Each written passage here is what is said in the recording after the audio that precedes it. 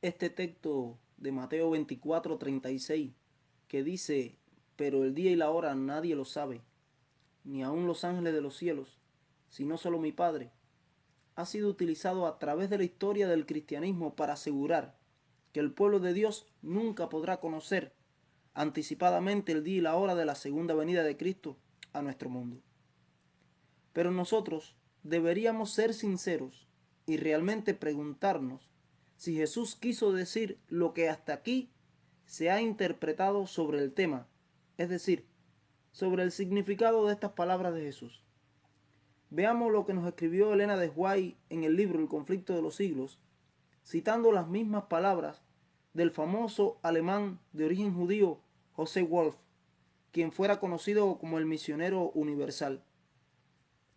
En sus días, José Wolf creyó de todo corazón en la pronta venida de Jesús al mundo en gloria y majestad.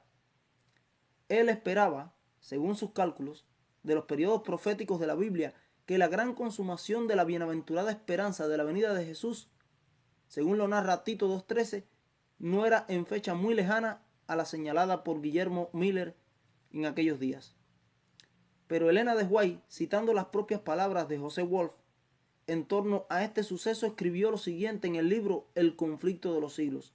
Y yo los invito a buscar conmigo en este instante el libro El conflicto de los siglos en la página 409, en el capítulo 21, precisamente, lo que Elena de White habla sobre el tema en esta ocasión. Dice ella, citando a José Wolf o hablando sobre José Wolf y su creencia en el conflicto de los siglos, en la página 409, en el capítulo 21.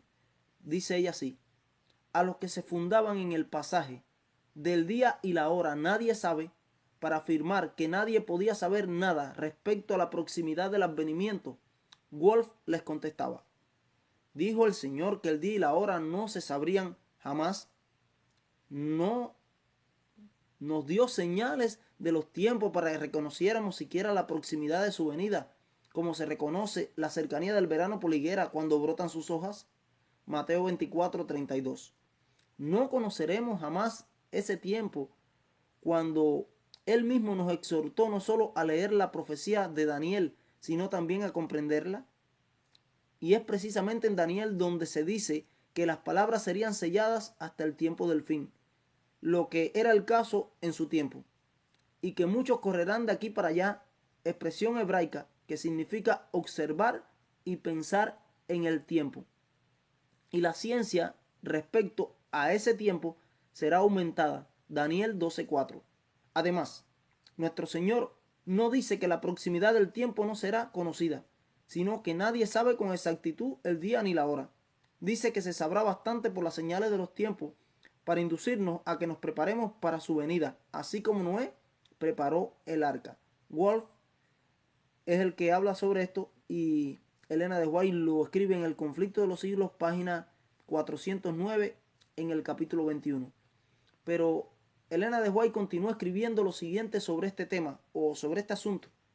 Dice ella, respecto al sistema popular de interpretación, o mejor dicho, de torcer las sagradas escrituras, Wolf escribió, la mayoría de las iglesias cristianas se han apartado del claro sentido de las escrituras para adoptar el sistema fantástico de los budistas. Y está citado en la misma página. Al ella citar estas palabras de aquel siervo de Dios, no solo prueba una cosa, y es que estaba en total acuerdo con la posición de la interpretación de José Wolf con respecto al pasaje de Mateo 24:36 que habla de que el día y la hora nadie lo sabe.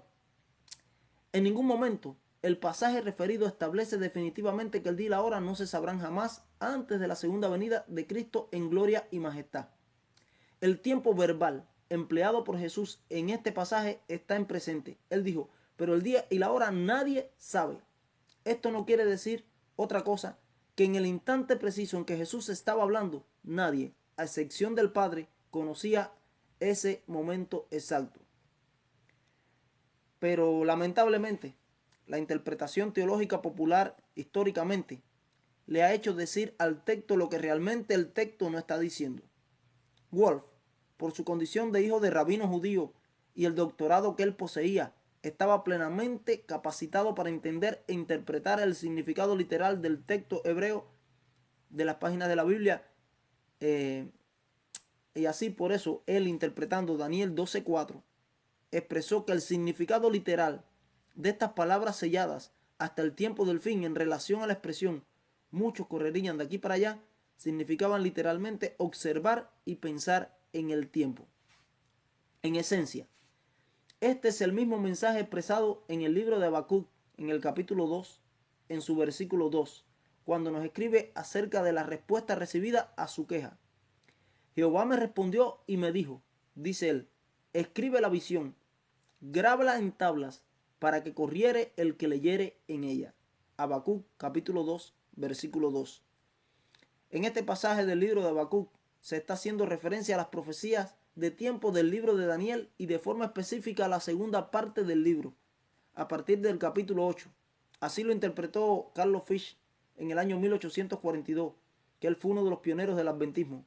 Él tomó este pasaje de Habacuc capítulo 2, versículo del 1 hasta el 4, como una orden divina para hacer el famoso diagrama profético sobre el libro de Daniel, del cual se reprodujeron más de 300 diagramas entre los predicadores del advenimiento, los mileritas, durante el periodo de 1842 al año 1844. Aunque los mileritas sufrieron un amargo chasco porque se equivocaron al interpretar que la profecía de Daniel 8 y 9 se refería en el tiempo a la segunda venida de Cristo y no al inicio del juicio celestial el día 22 de octubre de 1844. Ellos se equivocaron en cuanto al acontecimiento que sucedió o que había de suceder al final de los 2300 días y no en cuanto al tiempo del cumplimiento de aquella profecía. Allí en el versículo 3 del capítulo 2 del libro de Habacuc, si quieren lo pueden revisar, se le ofrece una contesta a la queja que presenta el profeta en el versículo número 1. Ante la queja de la tardanza en cuanto al tiempo del cumplimiento de la visión, se le responde de la siguiente manera. Y leamos. Dice Habacuc capítulo 2 en el versículo 2. Aunque la visión tarda en cumplirse, en el versículo 3, les digo, Habacuc capítulo 2 versículo 3, dice el texto, aunque la visión tarda en cumplirse, se cumplirá a su tiempo, no fallará, aunque tarde, espérala, porque sin duda vendrá, no tardará. Los mileritas vieron en aquellas palabras del libro de Habacuc, según la interpretación de Carlos Fish, después de haber sufrido su chasco, un periodo de tardanza, pero según el texto mismo, esta es aparente, porque existe una paradoja en aquellas palabras que dicen, aunque tarde, espérala, porque sin duda vendrá, no tardará. Y una paradoja no es más que una aparente contradicción, es decir, que no hay contradicción, es una aparente contradicción, y en esas palabras existe una paradoja. Dice allí que hay una tardanza en su interpretación y espera el acontecimiento equivocado en cuanto a la segunda venida de Cristo al mundo en la fecha del 22 de octubre de 1844. Pero esta tardanza solo es aparente, porque según la respuesta de Dios para este evento, existía un tiempo específicamente señalado en las siguientes palabras que están escritas allí mismo. Dice, aunque la visión tarda en cumplirse, se cumplirá a su tiempo, no fallará. Este asunto de la aparente tardanza mencionado en el libro de Habacuc lo analizaremos de forma más detallada quizás en otro estudio. El asunto que nos ocupa entender ahora es que el significado hebreo de la frase muchos correrán de aquí para allá y la ciencia se aumentará de Daniel capítulo 12 versículo 4 es el mismo que está presente en el libro de Habacuc en el capítulo 2 en su versículo 2 y dice así, para que pueda leerse de corrido. En resumen, esto es observar y pensar en el tiempo como lo interpretó José Wolf y confirmó Elena de White en su libro El conflicto de los siglos. Elena de White también escribió lo siguiente en torno a este tema, en torno a este asunto. Dice ella lo siguiente en El conflicto de los siglos en la página 420 y la página 421. Dice allí, nadie sabe el día ni la hora. Era el argumento aducido con más frecuencia por los que rechazaban la fe del advenimiento. El pasaje bíblico nos dice, empero, el día y la hora nadie sabe, ni aun los ángeles de los cielos, sino mi Padre solo. Mateo 24:36.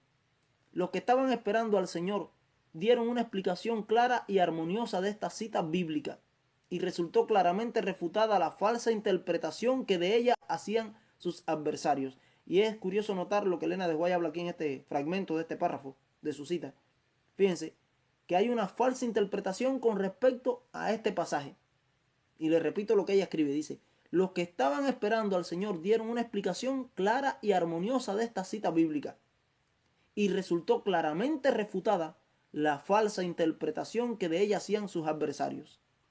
Sigue ella escribiendo: esas palabras fueron pronunciadas por Cristo en el memorable o en la memorable conversación que tuvo con sus discípulos en el Monte de los Olivos, después de haber salido del templo por última vez.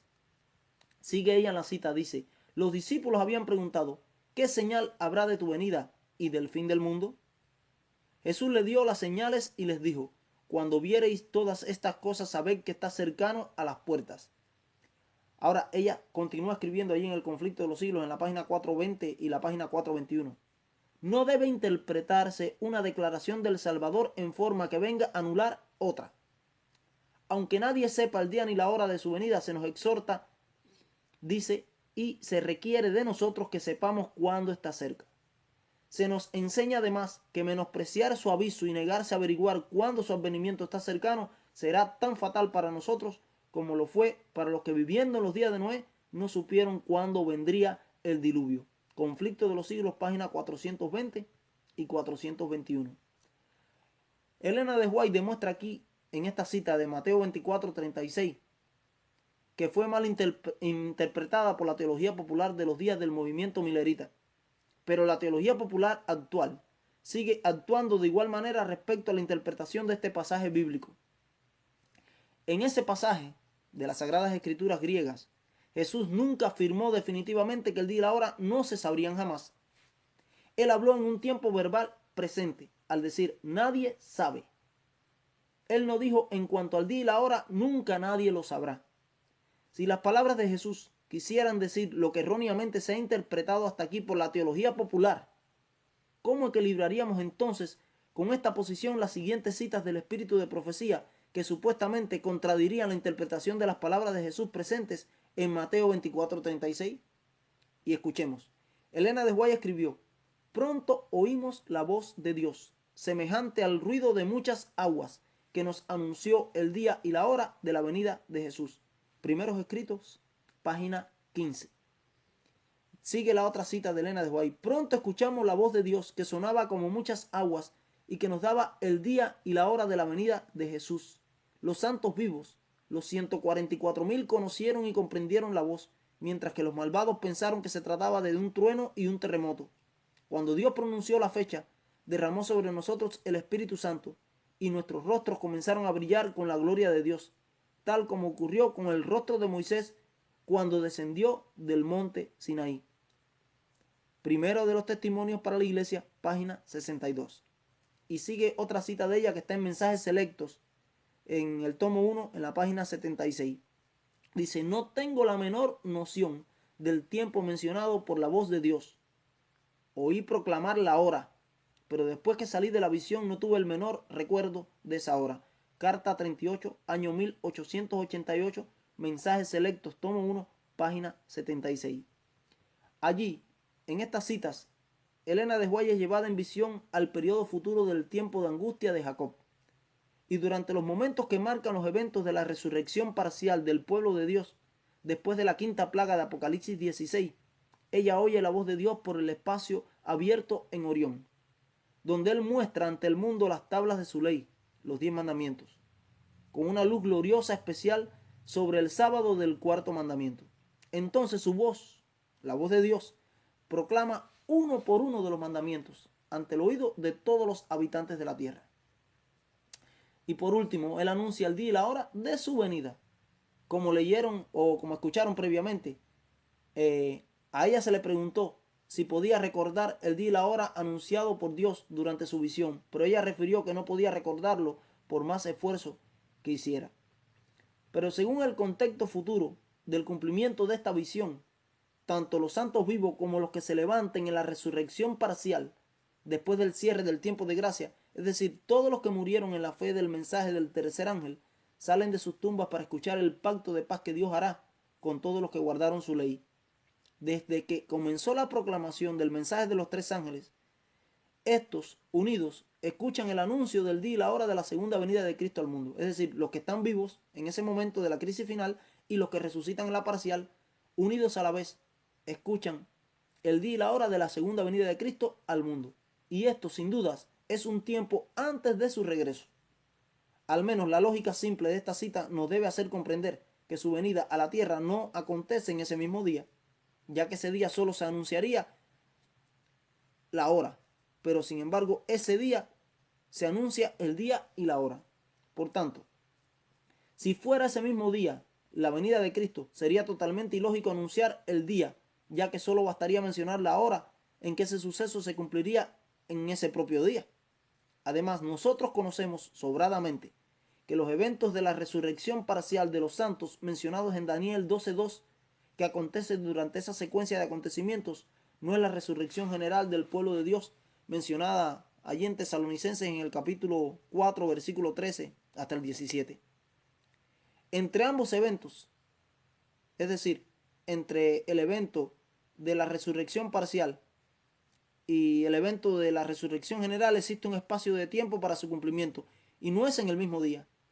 Por lo tanto, podemos llegar a la conclusión, a través de estas citas del espíritu de profecía, de que antes del día exacto del retorno de Cristo a la tierra, su pueblo sí sabrá con antelación el día y la hora de ese glorioso acontecimiento. Por eso, ninguna persona puede afirmar de forma absoluta que nadie sabrá el día y la hora de la venida de Cristo antes de que suceda, porque la Biblia realmente no enseña esto en Mateo 24:36. Y Elena de White, inspirada por el Espíritu Santo, dice que el pueblo remanente de Dios sí conocerá el día y la hora de la venida de Cristo antes de que este evento suceda. Jesús nos advierte sobre la actitud del siervo infiel de la parábola de Mateo 24:42 al 51, cuando éste dice lo siguiente: mi Señor se tarda en venir. Jesús dice que por eso será castigado. Pero el siervo fiel y prudente, el cual exhorta a velar, nos dice que es bienaventurado aquel siervo al cual cuando su Señor viniere lo hallará haciendo así. Advirtiendo lo mismo a las iglesias de Apocalipsis, dice el Espíritu: y si no velares, vendré a ti como ladrón, y no sabrás a qué hora vendré sobre ti. Apocalipsis capítulo 3, versículo 3. Si analizamos detenidamente este versículo de Apocalipsis capítulo 3, en su versículo 3, podemos llegar a una conclusión evidente, y es esta, que los que no estén velando serán sorprendidos, como son sorprendidos aquellos que son robados por un ladrón que no está velando. A estos el ladrón los sorprende porque no saben el momento exacto de su venida, porque de lo contrario no serían robados. Los ladrones solo sorprenden a aquellos que no lo están esperando. Pero debemos entender bien claro que no es el Señor quien llegará como ladrón, sino que la Biblia deja sentado bien claro que es el día o la hora de la venida del Señor el que llegará como ladrón, el cual será una sorpresa para aquellos que no estén velando. En el primer libro de Pedro, en su capítulo 3, en el versículo 10, él escribe lo siguiente: o queda bien establecido que es el día y no el Señor el que llegará oculto para los que no le esperan, ya que la venida de Cristo será un acontecimiento universal, visible, audible y con total gloria y majestad, donde todo ojo lo verá. Analizando más en detalle el pasaje de Apocalipsis capítulo 3, en su versículo 3, y lo que el Espíritu nos quiso decir o advertir a través del apóstol San Juan, nos haría entender entonces la importancia de velar y no estar dormidos.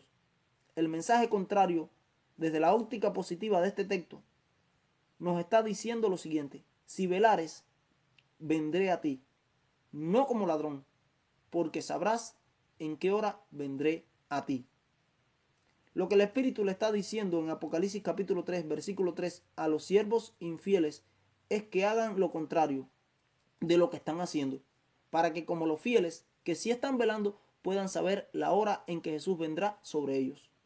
Entonces, este texto de Apocalipsis 3:3 parece indicar claramente que los que están velando podrán saber la hora en que el Señor vendrá sobre ellos, ya que los que no están haciendo así no sabrán ese momento, el cual llegará como un ladrón sobre sus vidas.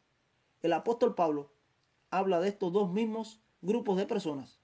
Según él, habrá un grupo de personas para quienes la aparición del Señor acontecerá sin que hayan esperado. Para ellos ese día le llegará por sorpresa como un ladrón en la noche. Pero a los que velan les dice: mas vosotros, hermanos, no estáis en tinieblas, para que aquel día os sorprenda como ladrón, porque todos vosotros sois hijos de la luz del día, no de la noche ni de las tinieblas. Primer libro o primera carta a los Tesalonicenses, capítulo 5, versículos 2 hasta el 5. En cierta ocasión, Jesús enseñó la parábola de las 10 vírgenes que mostraba proféticamente la condición espiritual de la iglesia de Dios ante su retorno a la tierra. Antes de su retorno a la tierra. Según las propias palabras proféticas de Jesús, en esta famosa parábola de las 10 vírgenes, poco antes del regreso de él a la tierra, la iglesia de Dios estará compuesta por 3 grupos. Ahora muchos pensarán que estoy equivocado al mencionar la existencia de 3 grupos dentro de la enseñanza profética de esta parábola. Pero a través de los años que llevo en la iglesia, a la mayoría de nosotros se le ha enseñado que allí, en esa parábola, solo hay presentes 2 grupos antes del retorno de Cristo para rescatar a su pueblo. Estos son los representados por las vírgenes prudentes, que en este caso son 5, que tienen el aceite adicional y entran a las bodas del Cordero. Antes de cerrarse la puerta, y el grupo de las insensatas se quedan sin aceite.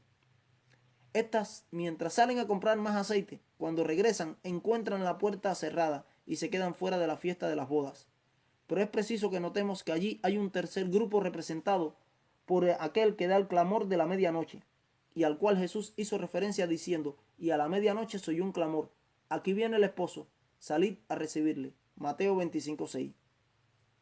Casi nadie ha notado en esta parábola que existe un tercer grupo dentro de la iglesia del tiempo final, representado por aquel que da el clamor de la medianoche. El que da la voz era el único que estaba despierto, velando y esperando la llegada del esposo, y cuando éste se está acercando con un fuerte clamor, despierta a las 10 vírgenes que estaban dormidas.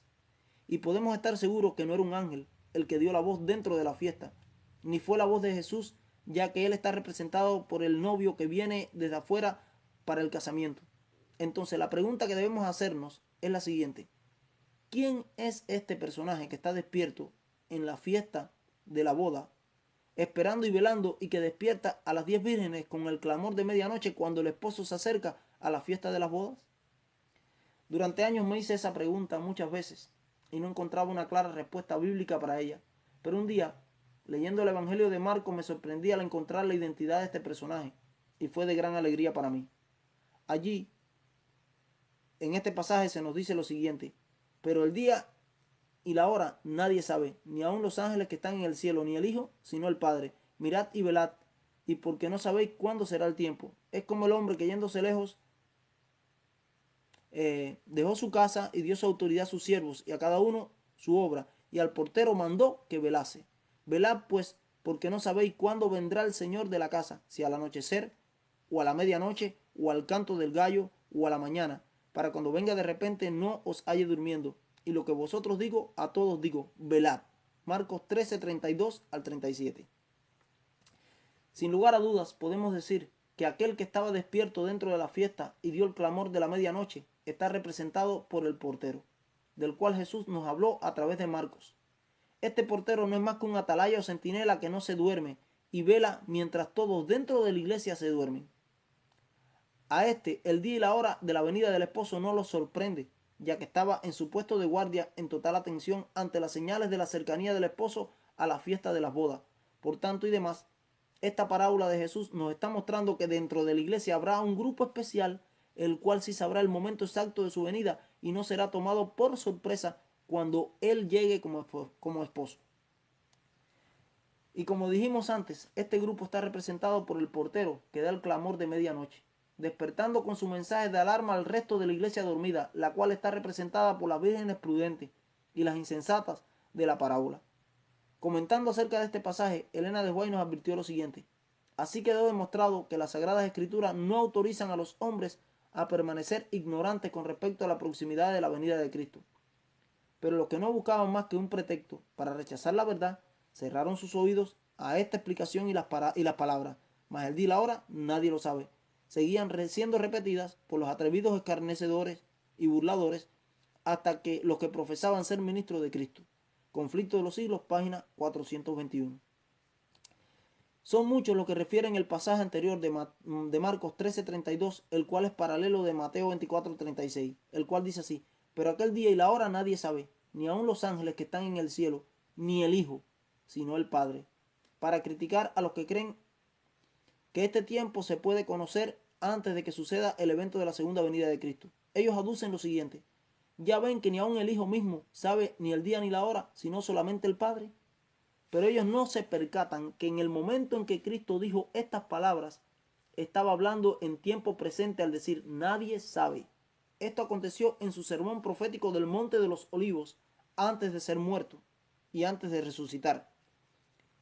Lo que debemos entender aquí es que Cristo fue 100% humano durante su vida de 33 años y medio en esta tierra.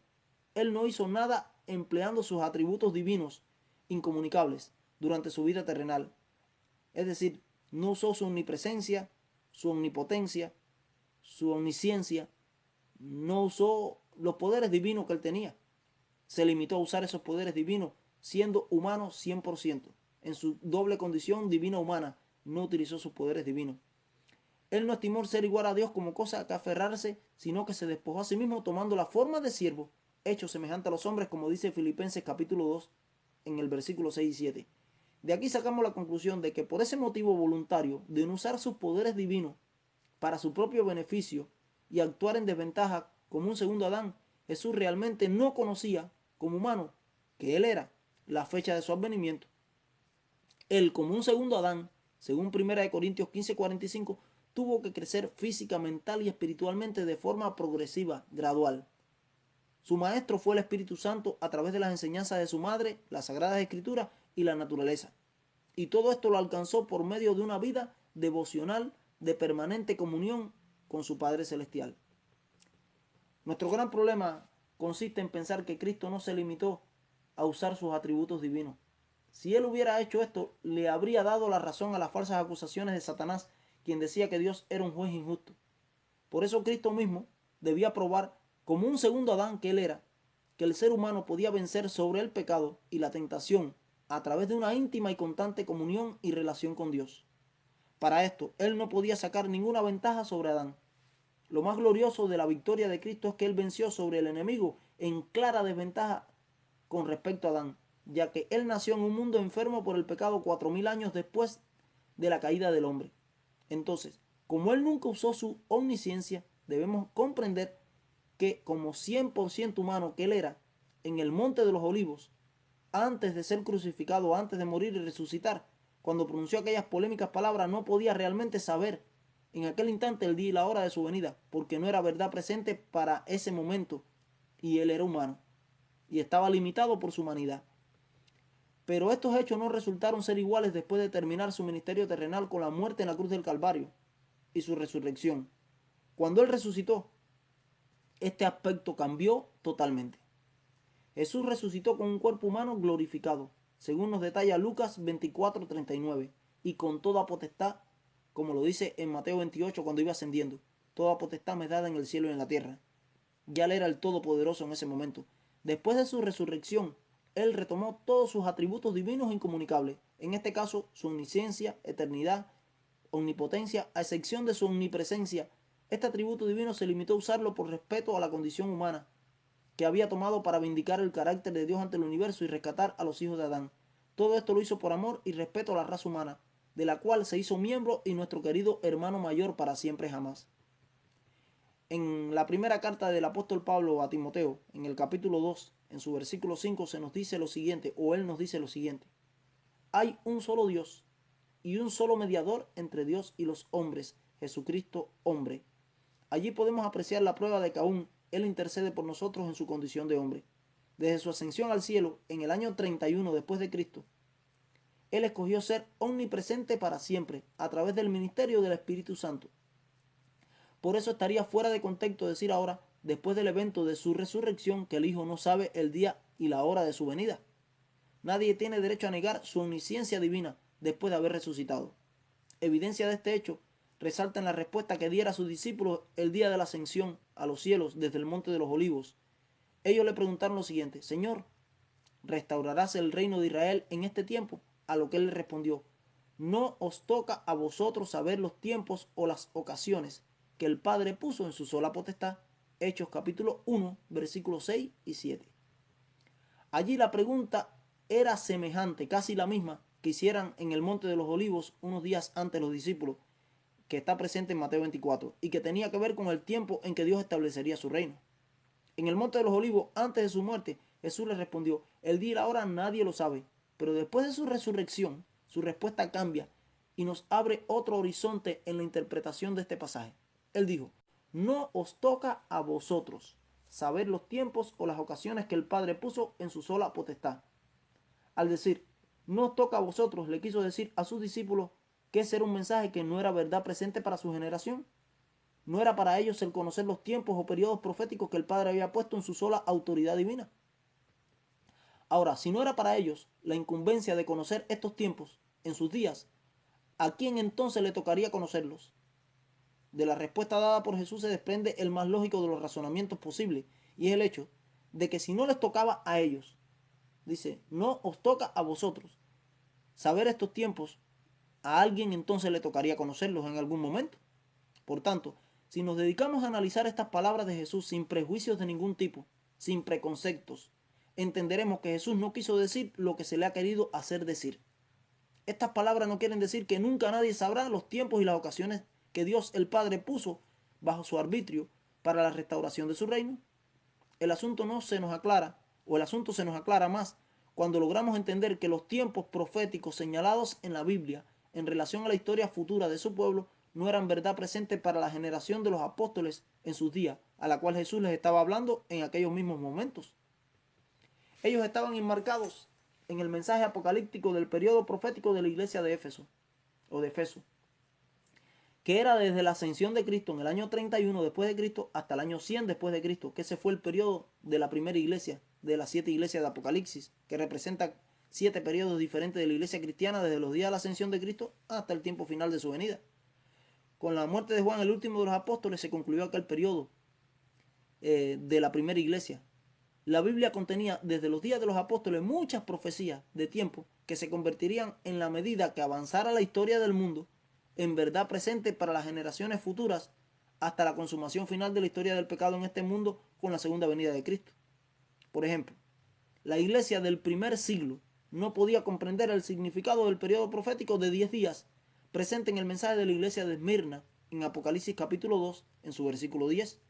Este versículo preanunciaba los 10 años de persecución religiosa iniciada por el emperador romano Diocleciano en el año 303 después de Cristo y concluida por el decreto de tolerancia religiosa del emperador Constantino en el año 313 después de Cristo con el edicto de Milán, cumpliéndose precisamente los 10 años de esa persecución según lo anunciaba el mensaje de Esmirna en 10 días, según la regla profética de día por año. Es decir, los discípulos no podían comprender ese tiempo profético porque no era verdad presente para sus días. Era verdad presente para la iglesia del periodo de Esmirna que continuó al periodo de ellos, que fue la iglesia de Efeso. Menos aún ellos podían comprender el tiempo de 1260 días o 1260 años de supremacía papal presentes en el libro del profeta Daniel y revelado a Juan en el libro de Apocalipsis. Este periodo comenzó en el año 538, como conocemos, después de Cristo, con el inicio de la supremacía papal y concluyó en el año 1798 después de Cristo. Esta profecía, desde los días de los apóstoles, debía esperar 4 siglos más para iniciar su cumplimiento y 17 largos siglos, es decir, 1700 años aproximadamente, para su final cumplimiento, a 2 años de finalizar el siglo XVIII. Tampoco conocían ellos, es decir, los discípulos, los apóstoles, los 3 años y medio del reinado del terror en Francia, durante el periodo de la Revolución Francesa, profetizados en el libro de Apocalipsis en el versículo 9 del capítulo 11. En Apocalipsis 11:9 se nos habla de esto. Esto era así porque no era verdad presente para su generación, para la generación de los apóstoles de los días de Cristo. Tampoco era verdad presente para los discípulos conocer la fecha que indicaban los eventos del 6º sello del libro de Apocalipsis. Allí tampoco era verdad presente para ellos conocer los tiempos y las ocasiones de la duración de la 5ª y la 6ª trompeta de Apocalipsis, que anunciaban el control de los árabes y los turcos musulmanes sobre Europa desde el año 1299 después de Cristo hasta el año 1840 después de Cristo.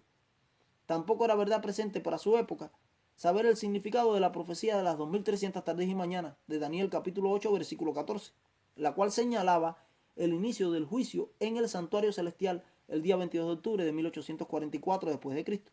Por tanto, mucho menos era para su generación el hecho de conocer el día y la hora para el establecimiento del reino de Dios durante los eventos de la segunda venida de Cristo a la tierra, porque no era verdad presente para su día, para su generación.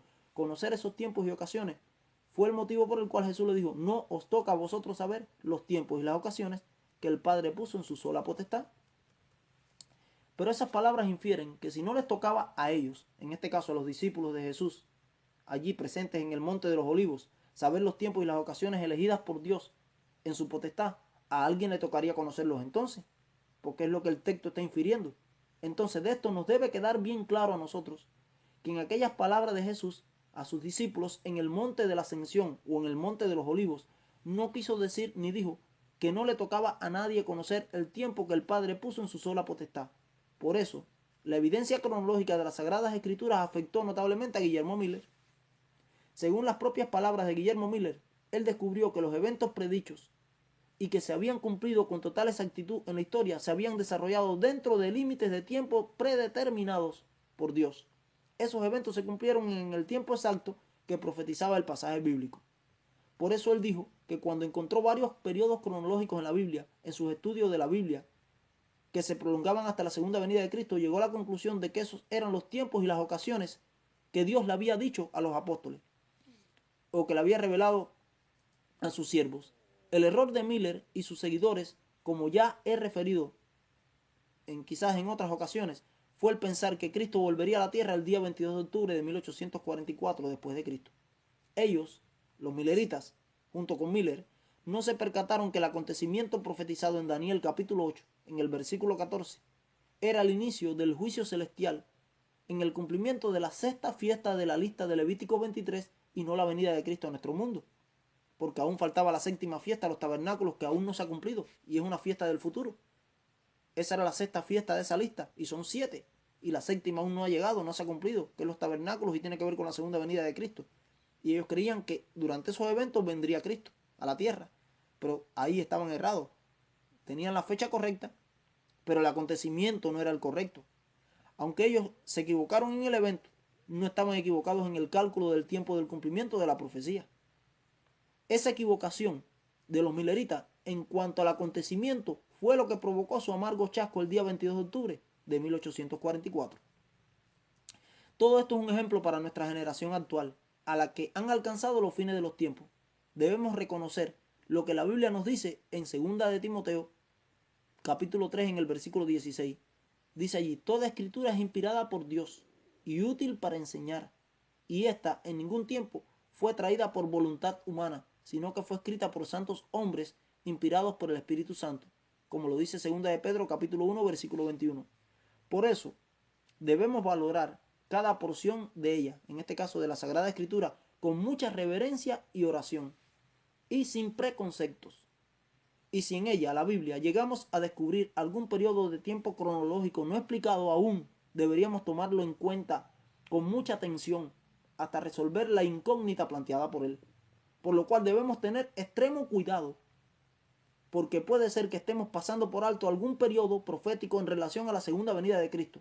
Y así lo creyó Miller en sus días, aunque se quedó corto en su predicación o en su predicción, al equivocarse en la interpretación y la proclamación del evento que había de suceder al final del periodo de 2300 días proféticos de Daniel capítulo 8. Elena de White nos habla en El conflicto de los siglos acerca de la convicción que tenía Miller. Así que los que estudian la palabra de Dios pueden confiar que encontrarán indicado con claridad en las Sagradas Escrituras el acontecimiento más estupendo que debe realizarse en la historia de la humanidad. Conflicto de los siglos, capítulo 19, página 370. De igual manera que Miller lo creo yo, porque las cosas secretas pertenecen a Jehová nuestro Dios, mas las reveladas nos pertenecen a nosotros y a nuestros hijos para siempre. Deuteronomio 29, 29. Y si el tiempo de la segunda venida de Cristo está revelado en su santa palabra, nos corresponde conocerlo a nosotros que hemos alcanzado la última generación. Podemos estar seguros de estas palabras. No hará nada Jehová el Señor sin que declare su secreto a sus siervos los profetas. Amós capítulo 3, versículo 7. Si hasta la fecha le ha faltado luz al pueblo de Dios en torno a este asunto, Él prometió darnos nuevas luces en relación a su palabra. De seguro su pueblo recibirá la iluminación necesaria y actuaremos como el portero de la parábola de la fiesta de las 10 vírgenes que Jesús mencionó en Marcos capítulo 13 en el versículo 34. Todo esto debe ser así, para que aquel día no nos sorprenda como un ladrón, porque la senda de los justos es como la luz de la aurora, que va en aumento hasta que el día es perfecto. Proverbios 4:18. Que Dios nos bendiga y preparémonos para el encuentro con nuestro Dios.